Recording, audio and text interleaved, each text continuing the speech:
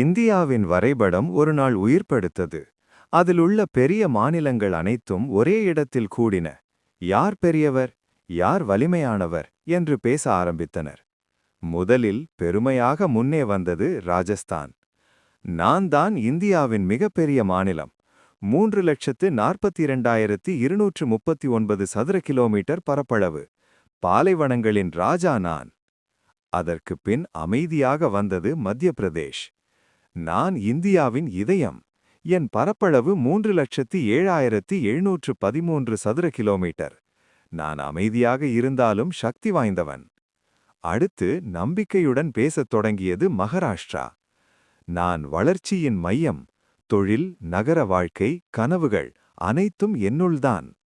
பின்னர் விவசாயத்தின் பெருமையை எடுத்துக் காட்டியது உத்தரப்பிரதேஷ். என் நிலம் உணவை உருமாக்குகிறது. என் மக்கள் என் பலம். அடுத்து வந்தது குஜராத். வர்த்தகம் என் உயிர். என் நிலம் வளர்ச்சியை உருவாக்குகிறது. தொடர்ந்து தொழில்நுட்ப உலகின் மையமான கர்நாடகா பேசத் தொடங்கியது. நான் புதிய உலகத்தை உருவாக்குகிறேன்.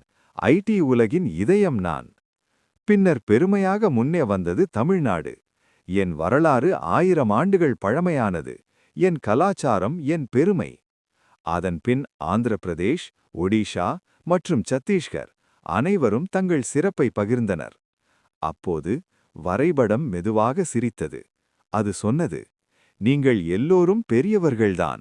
ஆனால் உண்மையான பெரியது உங்கள் ஒற்றுமை. பரப்பளவு பெரியதா என்பது முக்கியமில்லை. இதயம் ஒன்றாக இருப்பதே முக்கியம். பல்வேறு மாநிலங்கள், ஒரே நாடு. அதுவே இந்தியா. யூனிட்டி இன் டைவர்சிட்டி. அதுவே நம்ம இந்தியா.